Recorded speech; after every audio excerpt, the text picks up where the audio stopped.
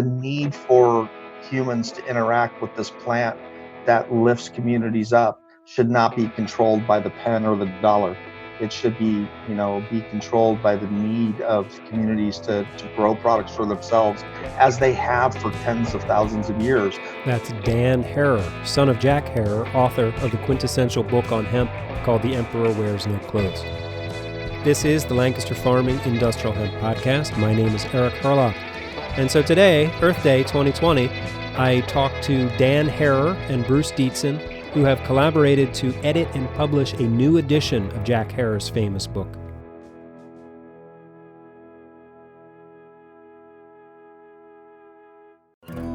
Jack Harrer first published the book in 1985, and it documents the history of hemp from its importance in ancient cultures, its global economic impact on the world during the Age of Discovery, and it goes deep into the conspiracies and policy decisions at the federal government that made hemp illegal in the first place.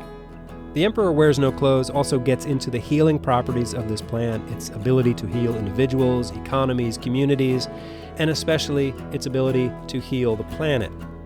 Jack Harrer was telling us 35 years ago that hemp could save the world, but the world is only now just starting to wake up and hear this message. And this new edition of the book will bring the rich history and promising future of hemp to a whole new generation. Regular listeners of the show will remember Bruce Dietzen as the guy from episode 16 who builds sports cars out of hemp. All right, are you ready? Here we go.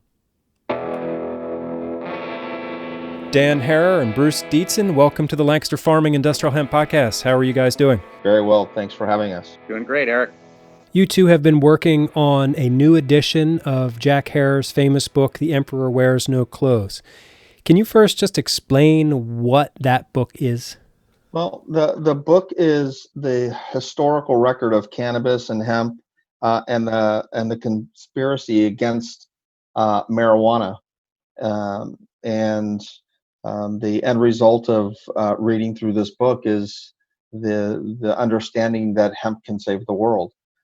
And its original publication in 1985 was one of the principal factors in igniting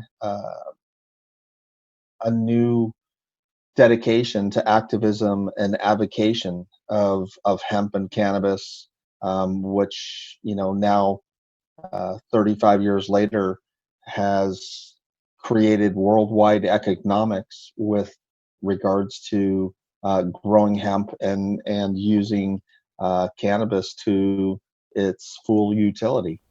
So how did the collaboration between you two come together, and what are your roles in this new edition? Well, for me, I've been wanting to put this book back into publication since my father's passing in 2010. And because of so many difficulties with regards to how the book could be updated and republished in a way that was meaningful to myself, this family, and to my father's memory.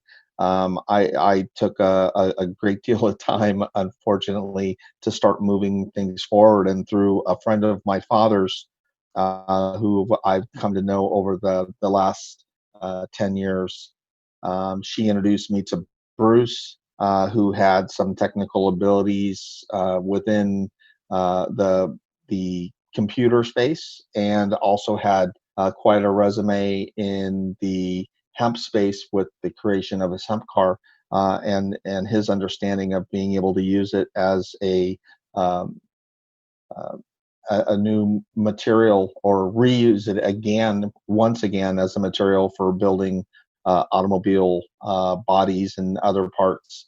That there was an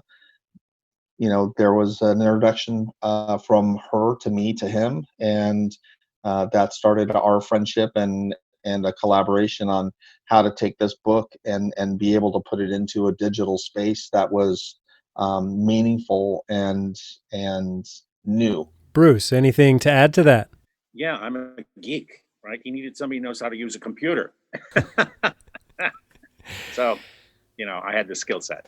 So Okay. I jumped and it was fun. It was an honor actually, because I've loved this book for quite a while, and so it was an honor to help Dan to get this back out there in circulation. It's been out of circulation, out of print for what, 10 years, right, Dan?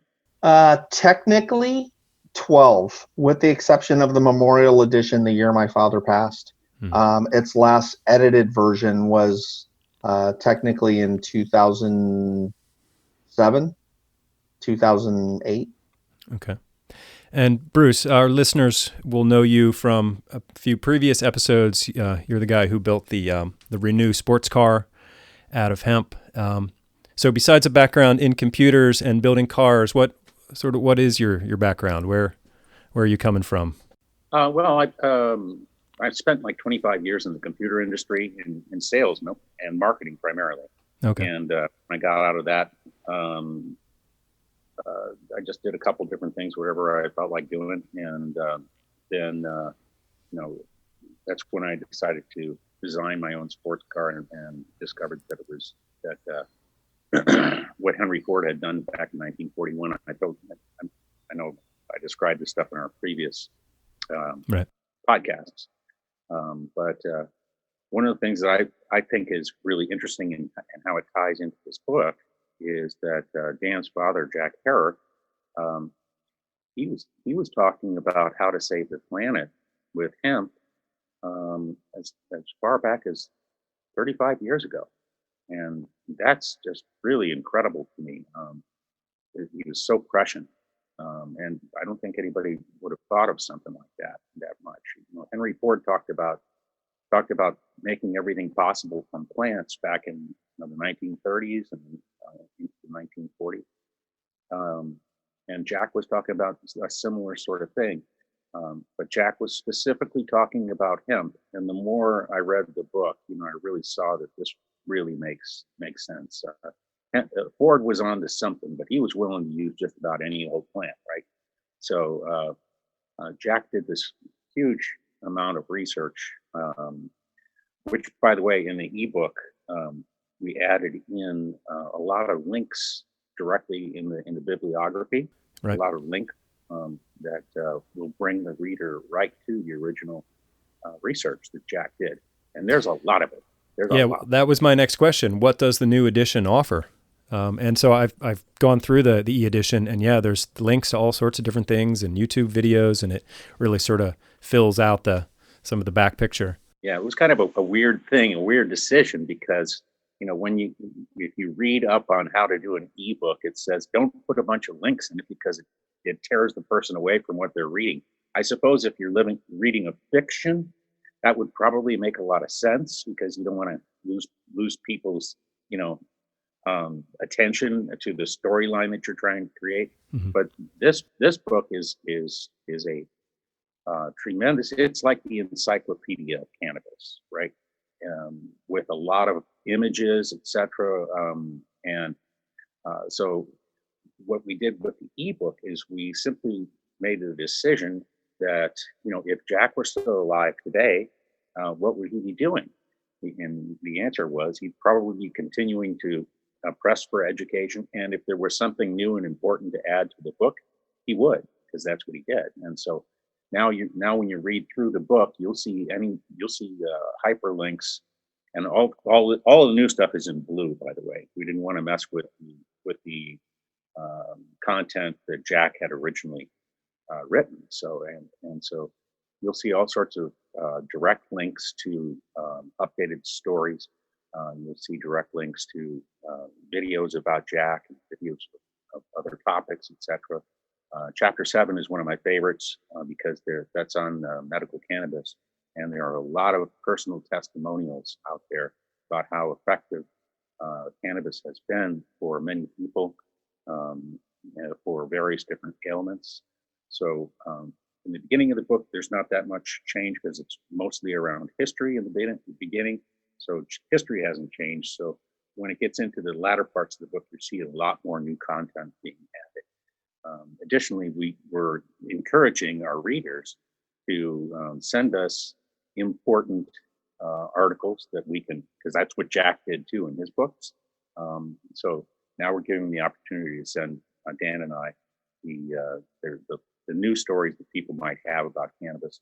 And we will include those articles if they are important, they're not promotional, and they are well vetted. It's Okay, valuable. so you'll be updating this e-edition as you go. Yeah. Mhm.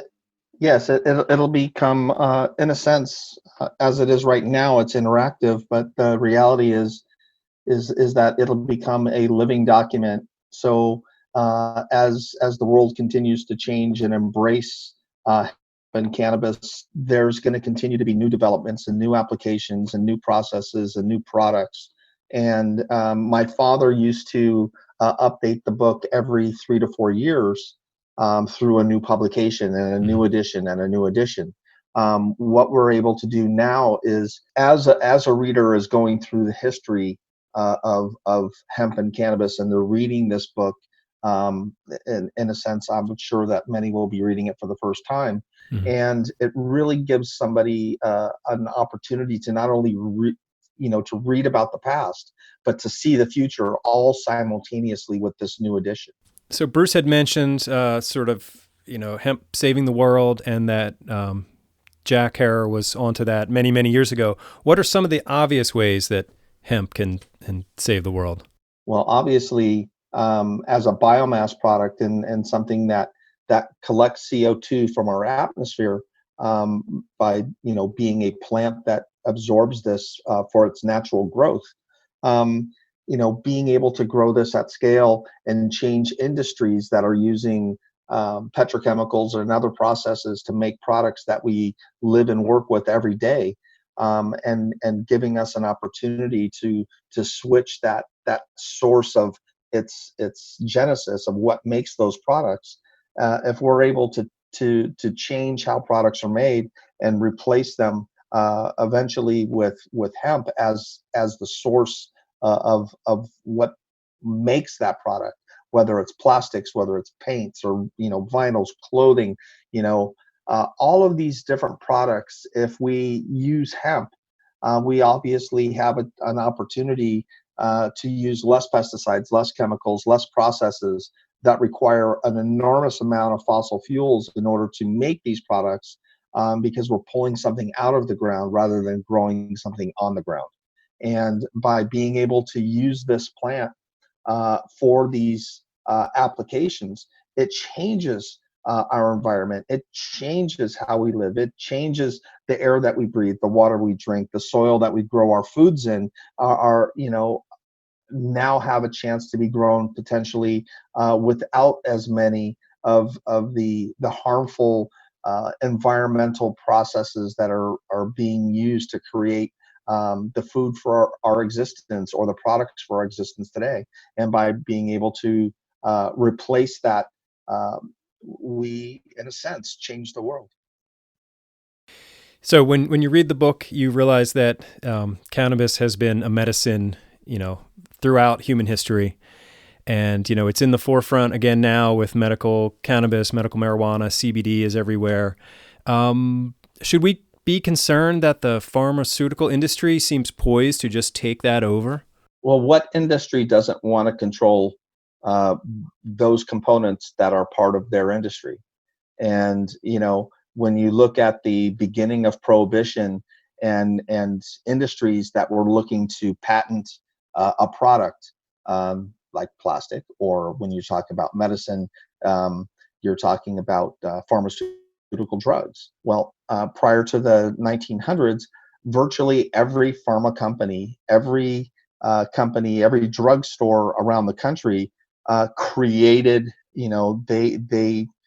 um, they created their own medicines by combining uh, plant materials, or they would make their own elixirs. It was the um, apothecary version of, you walk in, they make an elixir or a potion or a ointment or a salve that they would put on your body. And all of these pharma companies used cannabis. They used plant based components or ingredients to make these different things. But the one thing that they couldn't do to set themselves apart from whether it was Johnson and Johnson or Pfizer or Merrill or whatever pharma company, is that they couldn't patent these processes because these were plant. And they couldn't, and if they couldn't patent the plant, they couldn't stop their competitor from making the same product. So what do? You start making a synthetic version of what you're doing, because then you can patent a synthetic version. Then you could then potentially outlaw the natural source of that. So now that the only place that somebody would have the opportunity to come and get a product that might help in a particular situation is to go to a patented pharma product. And if cannabis was a natural, alternative to using pharma, then cannabis is bad. And what do you do if something is bad for your industry? You demonize it. So they take the secret healing properties of natural plant healing properties, and you make those illegal. So the only place they can come is to you. Now, was it conspiratorially done? I don't know. Was it just greed? Did they have some level of knowledge that if they just created a new narrative for a plant that had served mankind for generations, years, decades, millenniums, that if they removed the threat of competition, what would their futures look like? And if they didn't demonize this plant, also, what would their futures look like as a profitable company? And did they want to be in direct competition with the plant? And the answer, when you look at the history of this book, is no. They didn't want to be in competition with this plant, so they make it illegal by creating a narrative and naming this plant and using marijuana as its new call term. Now, I feel like we are climbing out from under that rock of the dark ages of cannabis in the 20th century. And do you think it's important that we keep like the medicine in the hands of the people? I think that's always, the right thing to do, because when the medicine is in the hands of people that are doing it for themselves and they're doing it for their community, it's not, it's community, not commodity. Right. In industry, it's commodity, not community. Yeah. I've said on this show before that this plant just loves community. It thrives in community. This plant is community. The need for humans to interact with this plant that lifts communities up should not be controlled by the pen or the dollar. It should be controlled by the need of communities to grow products for themselves, as they have for tens of thousands of years, without danger, without fear, without anything other than to know that this is the most valuable, the most necessary, and the most productive crop that any farmer could grow, and it has been throughout our history. Yeah.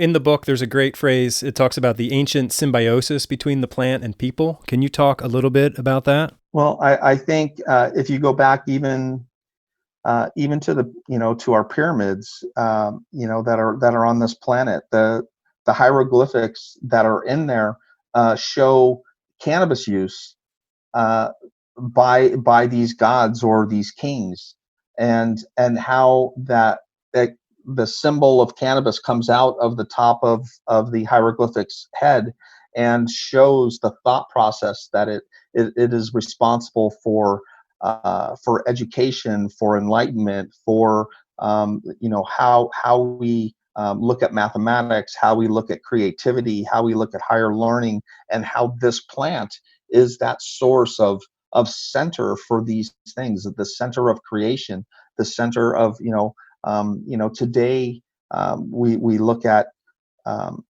they say that necessity is the mother of invention. Yeah. So cannabis and its use throughout this time gave us the ability to think outside of general norms, and it gave us the ability to envision what could be, and then create it. And through mathematics, through art, through all of these things, we realize that this one plant has the ability to heal. It has the ability to create products to live on, to live with, and to live by. Bruce. Yeah, I'd like to add on something that to what Dan just said. if you think about this plant hemp, right, being something new, as many people kind of probably do because they're not familiar with it, because they haven't read this book, etc. If you see it as a nuance, right, you're actually operating in a synthetic mindset. Because if you go back just 120 years ago, that's when humanity really started to switch away from natural, renewable resources like hemp, which was used for thousands of years, and instead switched over to fossil fuels, which are used for all sorts of synthetic things. They're not used, obviously, just as fuels, but they're the source of many of our modern day um, drugs and medicines, as well as the source of nylon and plastics, etc. So it's only been the last 120 years or so that human society has gone off the rails, right? We've become a synthetic society. So it's not an unnatural thing to say, hold on, wait a second. If we really have to stop burning fossil fuels and using fossil fuels, if we want to survive as a society here, and we have to do that within the next coming decade, then that's the natural thing. That's the way people need to be thinking. We need to understand that we've been in this fantasy world for 120 years, and it's been killing us. It's been destroying our environment. It's a simple thing. We need to get back to the basics and live off of renewable resources. And it just so happens that hemp is perhaps the most versatile plant in the world to help us get back to doing that. Yes, indeed. All right, so I'm also fascinated by the religious parts of the book. You know, how sort of evidence suggests that cannabis played a role in like the beginning of many of the great religions in the world. Can you guys talk a little bit about that? Well, my father would be more keen to understanding religious writings and understandings, but it has been a part of virtually every religion, whether Hindu or Buddhist or Christianity, even that hemp has played a role. When in the Bible it says, like God created all of the seeds and flowers, and to take these and to live from these. Hemp was one of those things, and not only was it the source of food and nutrition, but of clothing, of housing. It was the source of our healing oils. It was the source of our oil for lighting long before petroleum. It was as important as anything. The idea that you could use cannabis to create a higher sense of self, in a sense of enlightenment through thought and process, played a part through many, many, many religions around the globe. Whether it was divinely handed down or was just something that mankind naturally gravitated to, because the experience with this plant from something that was consumed uh, opened up ideas and thought processes that helped to develop the human mind and psyche and understanding of what could be and what was possible. Changing gears a little bit, what would your dad think about what's happening now with the industrial hemp sort of revolution in the United States, the 2018 Farm Bill? Where do you think he'd be on what's happening now? I think that he would be saying things like "I told you so," but at the same time, I think he would be extraordinarily upset that the governments and the powers that be with that are creating the framework, the structure, the compliance, all of the things that are needed in order to create industry, that the framework for this around hemp, around the industrial uses of it, they've used all of the fears and falsehoods of prohibition to create the framework and foundations for hemp access today. that it looks so much like cannabis that it still has to be sequestered away from access to the public for the most part, that that they're still using fear in order to control the development of this crop, of this product, of this plant. And if they're still using these same fears and these same falsehoods in order to create the foundation of what is this new access, then it's still prohibition. But it's prohibition 2.0. It's like, yes, we're still controlling it. Yes, it's still dangerous because we want people to know that it needs to be controlled. If a farmer is growing hemp, if a farmer is growing hemp and it's a half a percentage point above this made up number of 0.3% THC as being the only safe hemp that there is, and anything above that is considered marijuana and a controlled substance, that entire crops are being destroyed. And when you start working with this plant, if you grow a crop that's hot and it has to be destroyed because of the ignorance of the folks that are creating this framework in order for it to grow, just to make the community that surrounds these grows to feel safe. It's my father would be extraordinarily upset that fear is still part of cannabis's future today. What would he think of Mitch McConnell? Industrial hemp. I don't know that Mitch has got the best intentions for hemp. I think that he was using it in Kentucky in order to garner, new support for his elections. And does he really think that hemp is as important as it should be? My guess is that it's just a political solution for him, not a solution for mankind. Why is this book still relevant today in light of all the recent changes in cannabis policy, from recreational usage to the Farm Bill, all that stuff? Why should people be reading this still, or again for the first time, whatever? Well, when it comes down to it, in 1985, when this was put out, my father thought that the truth of cannabis was finally accessible to those who could now read it and realize that 70 years of prohibition was all a lie. It was all a smokescreen in order to change how we lived and how companies profited and succeeded within this industrial commercial market. Now, with so many people, not just in this country but around the world, hearing and understanding that hemp has all of these opportunities and cannabis has all these applications to interact with mankind, everybody's trying to figure out how to monetize it. But monetizing it is one aspect of it. If you don't understand math, then you can't be a mathematician.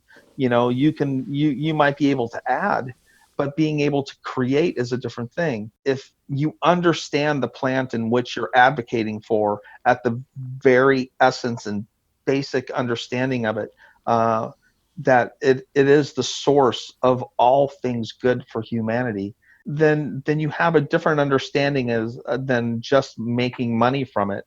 And I think that today's society needs to have this grassroots understanding of how important this plant is, because if it's just money you're looking for, you're probably going to fail.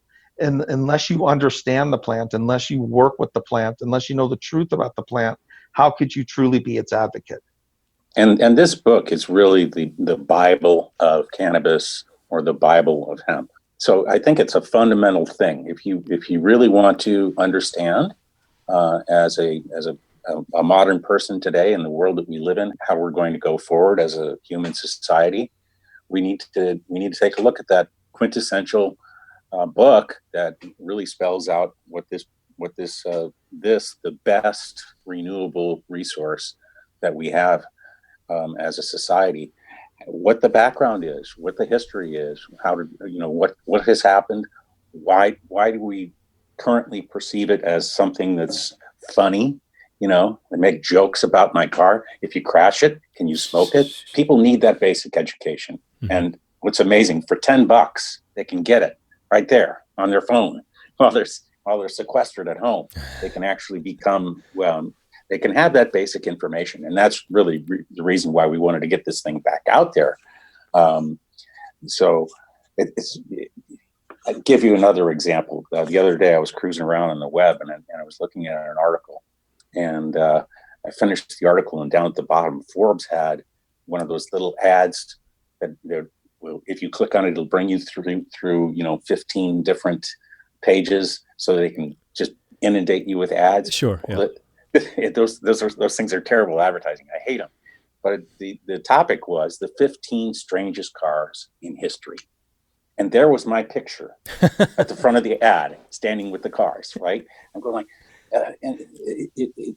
so they go through all these really strange cars, and then they said the number one strange car is Henry Ford's 1941 hemp car. Like, this is so strange. Why would he ever do something like this? Well, read the book. You'll understand, right? Because we're using renewable resources. But the average consumer out there goes like, wow, he made a car out of marijuana? No, he made a car out of hemp, like everybody should. Like everybody should be looking at doing this for their homes, for their clothing, for everything. We have to use renewable resources. What's so strange about that? Right. But that's the problem. That's the problem is the collective consciousness right now of humanity is a little bit dim here. Mm-hmm. We've got to get this education into people's hands.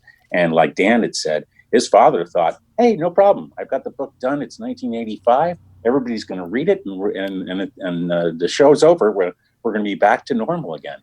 And I suspect Jack was very surprised that it didn't just happen overnight. And you look in the back of this book, he actually talks about that. He says it ain't over yet. Right. So and still, even 10 years now, after Jack's passing, it ain't over yet. There's a lot of people that need to be educated, and so this book is there to help. All right, so we live in sort of an age of disinformation and misinformation. Can you, sort of in that light, can you explain the analogy of the title, "The Emperor Wears No Clothes"? The government is the emperor, and bottom line is the government has been lying to everyone since 1937. And it's a lie that's so easy to see through if you educate yourself. You'll see that it's all been a huge lie. And in order to understand that the emperor wears no clothes, we need a book like this so that we can understand and see through that lie. Bruce Dietzen, Dan Harrer, editors of the new edition of The Emperor Wears No Clothes. It's really an honor to get to talk about this amazing book. I remember the first time I saw it. I can't really decide if it was 1991 or 1994, but I know that it sort of passed through my group of friends. It was like this amazing thing that, oh my God, you have to see this. And yeah, it was life-changing. So, yeah. It's funny that you say it just like that, because although there were 700,000 copies of this book sold over 35 years, it was most likely read by millions and millions and millions. Yeah. Because everybody who had it read it and said, oh my God, you have to read this, and handed it off to a friend. And then they handed it off to a friend, and they never got to see that copy again. Right. And, it is just one of those types of books that demands attention, and it literally gives one strength and understanding. And that is the most powerful thing about it. Amen to that. All right. Thanks, guys. Thank you, Eric. Sir. Always a pleasure. All right. There you go. So if you don't know about this book, well, you do now, and you should get yourself a copy. If you have read it, chances are you gave your copy away and you haven't seen it since. It's a great opportunity to get it again. There's an e-edition and there's a printed edition. I will have links to where to buy it on the show page for this episode at lancasterfarming.com. Oh, and you know what else? I finally got my Lancaster Farming Industrial Hemp Podcast newsletter built and ready to go. So you can sign up for it at lancasterfarming.com/podcast. Sign up.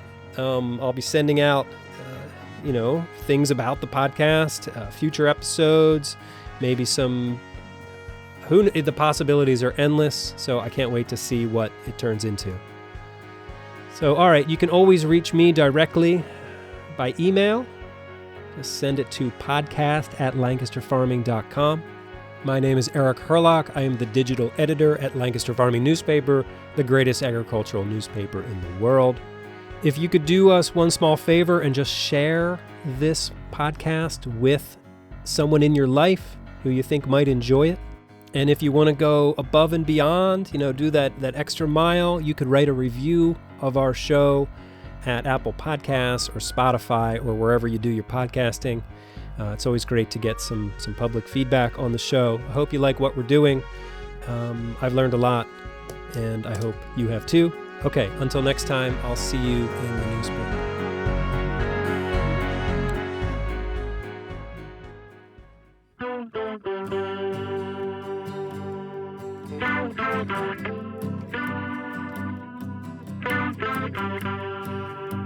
Episode 82 of the Lancaster Farming Industrial Hemp Podcast is copyright 2020 by Lancaster Farming Newspaper, part of the Steinman Communications family. Today's show was written and recorded, edited, and produced by yours truly, Eric Herlock. The music you hear throughout the show is courtesy of Tin Bird Shadow.